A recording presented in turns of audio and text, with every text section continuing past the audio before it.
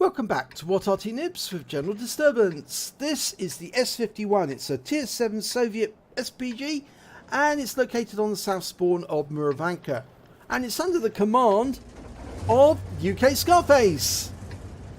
Now, the S-51 is based on the chassis of the KV-1S and it's got the B4 howitzer, the 203mm howitzer, and there's one mark of excellence on the barrel already. And battle has commenced.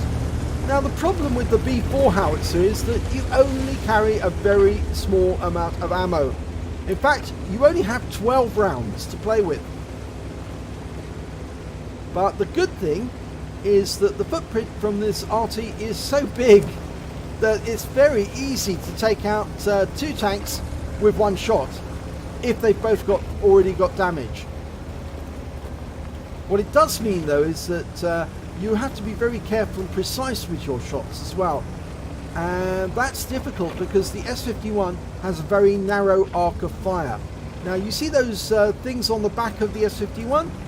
Well, those are the buckets or the carriers that are used to help load the 203mm rounds from the ground up on into the breach.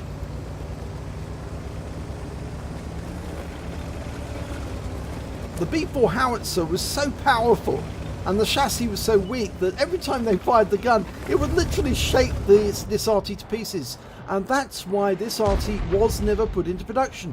They tried to make it work, but unfortunately it couldn't, and so therefore it's rather a bit of an anomaly in that it was a prototype but it wasn't produced. And he fires at the Emil and it lands behind him for 300 hit points of splash. Even a splash hit with the S-51 is going to do a lot of damage. But shooting at the ridgeline is very difficult there, because the shell might go over the top and miss the target altogether, or it might hit the ridgeline itself and explode in front of the tank. Well, we've got a Panther 2 and a Panther tank. I think he's going to go for the Panther. Fairly weak armour for a medium. He's pulling back. We're almost loaded.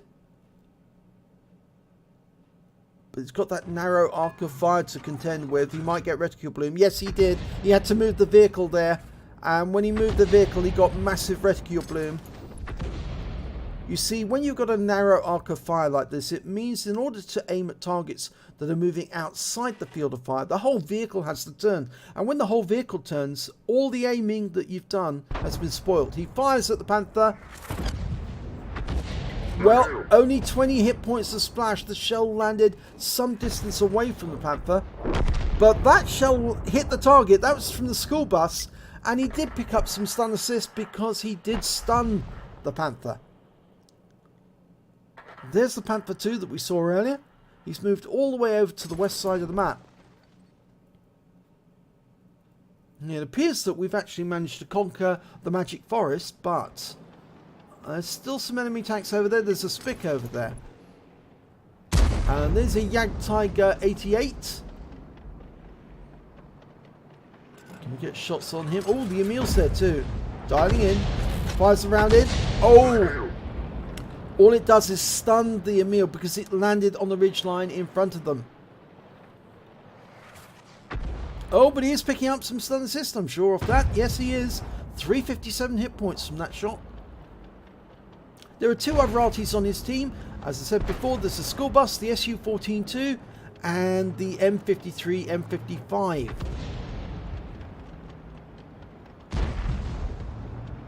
Okay, long reload on the S-51. It is a big shell. Carnarvon's sitting around the side of the house. Might be able to splash him, but we're going for the direct shot on the Jagdtiger 88, who's just been hit by an Arty round, and round out. Oh, kill shot! 244, that was a good shot.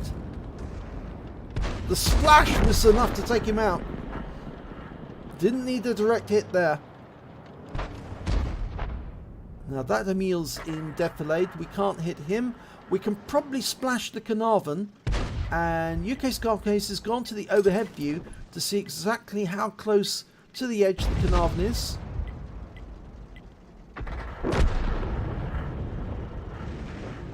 Now we've lost the magic forest now. In fact, actually things are looking fairly bad because we're in the southwest corner of the map, squeezed in, and we're 3 tanks down on the enemy.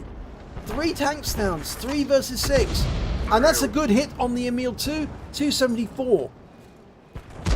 So looking very bad now. That Emil is a one-shot. The IS-6 should be able to take him out.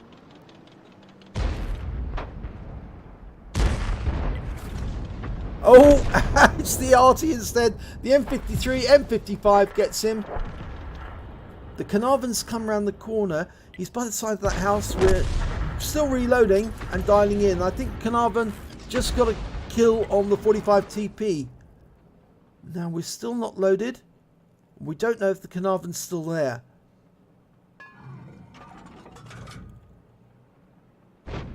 Another clue that Arty players look for is they look to see any destruction of material, because that will actually tell them if there's a vehicle there doing destruction. But we can't see anything being knocked down, so it suggests that the Carnarvon is probably still behind that house, and he may have gone into cover. Well, the score is now 6-9. There's the MX-1375. He pulled away just for a second there to realign the aim.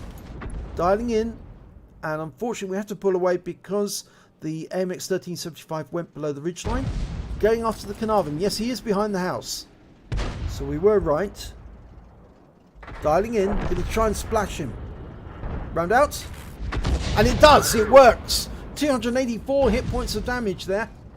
And some stun. Of course, the stun throws off the reload of the Carnarvon as well as his aim. Makes it more difficult for him. And he's just been hit by RT Splash again. And he's gone down. The kill went to the M53, M55 again. That's his second kill. He's being very effective, that Arty. I think he's actually doing some kill stealing though.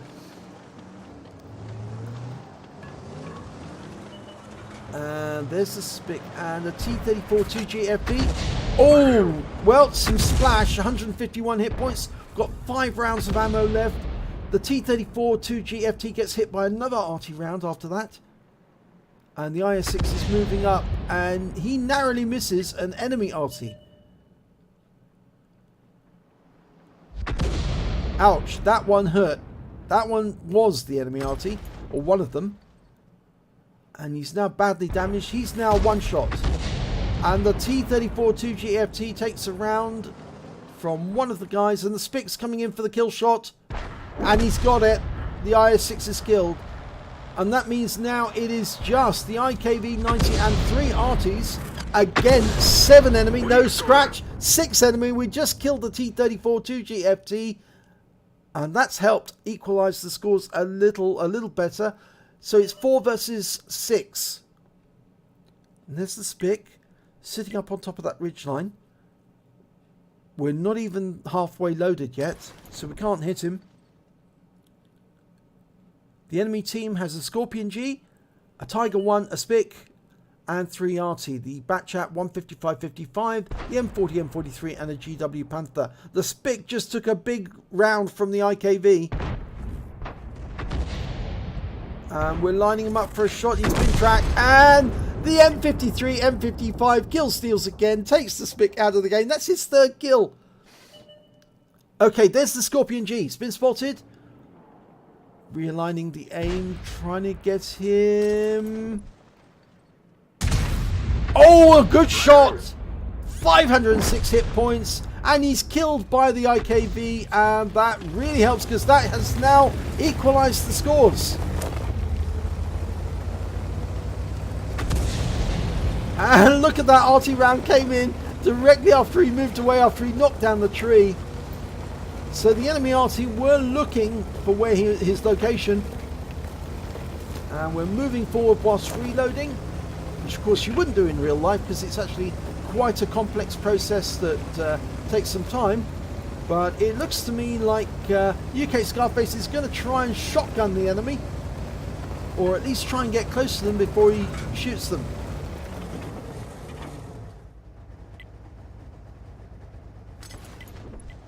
Now the IKV says, do you want me to scout? And UKSkaface says affirmative. So I think the IKV is going to move up and try and spot where the enemy's gone. There's only 3 Arty left on the enemy team now. One of them's quite a mobile one, the Batchat 155-55. The other 2 slightly slower. And UKSkaface is looking in the most likely spots where the enemy might be. And the bushes in the northwest corner of the map. Of course, they might have come south themselves. But he's indicating grid square A1. The IKV is moving up. Oh, there's the Batchat. He has moved south. He's close. Oh, he fires a round in, and the M53-55 got there before him. He gets 4 kills, and there's still 2 enemy Arty out there. And it's now 4 versus 2. So they've completely turned this game around. At one point, they were 3 tanks down. Now they're 2 tanks ahead.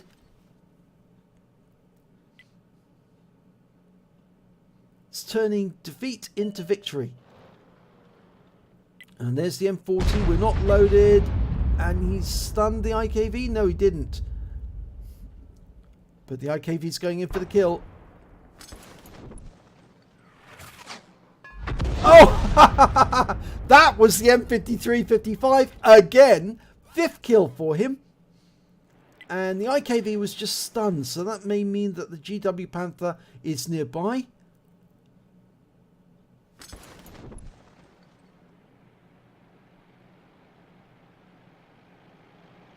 We're loaded. We're ready to go. We've only got 2 rounds of ammo left. Well, the GW is not in the dip there. Is he behind these trees?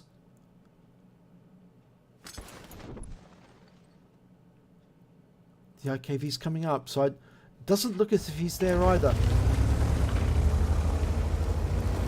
Right, everyone's moving up at the moment. The M53-55 just adjusting his position, probably getting behind some bushes. And there's the GW. He's been seen. He's actually more closer to the village. We're dialing in, and there he is. And an Arty round comes in from the M53. We fire, and it falls short, but it stuns him.